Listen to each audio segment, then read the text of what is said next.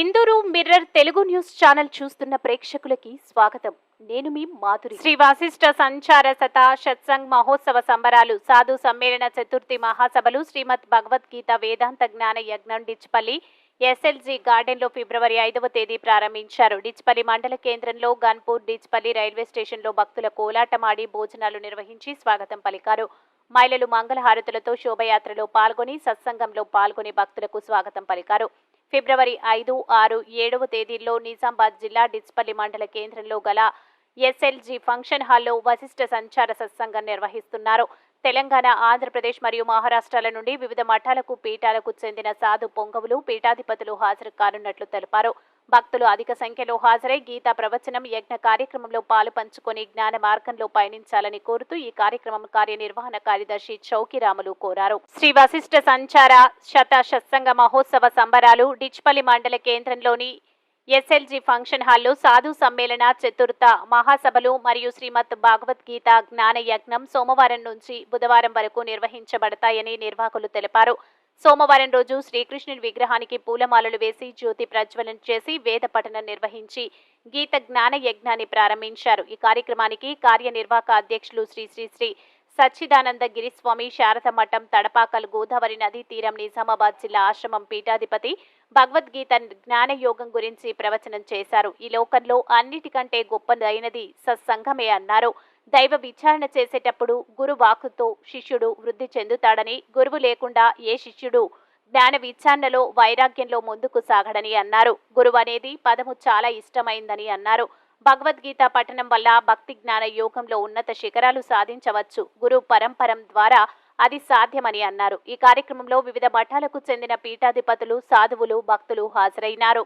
సాధులందరికీ హరి ఓం.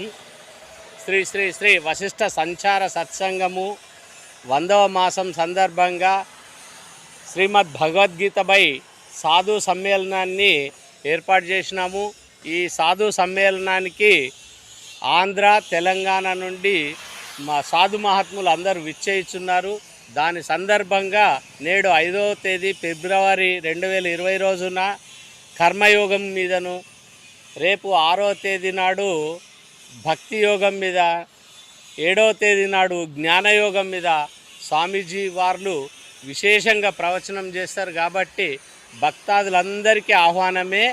అందరి సత్సంగాలు SLG function hall డిచ్పల్లికి వచ్చేసి వారి వారి జీవితాలను జ్ఞాన భక్తి జ్ఞాన వైరాగ్యాలు ప్రసాదించాలని భగవంతుని కోరుకుంటూ సెలవు.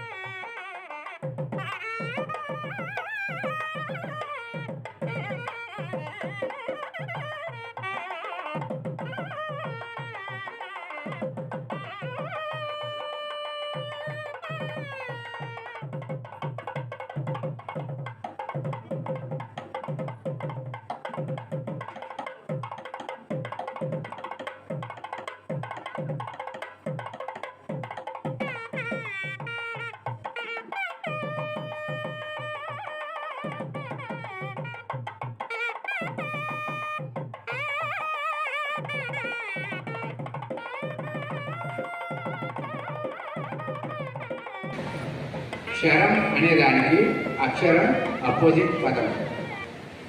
క్షరం అంటే నశించేది, అక్షరం అంటే నశింపనిది.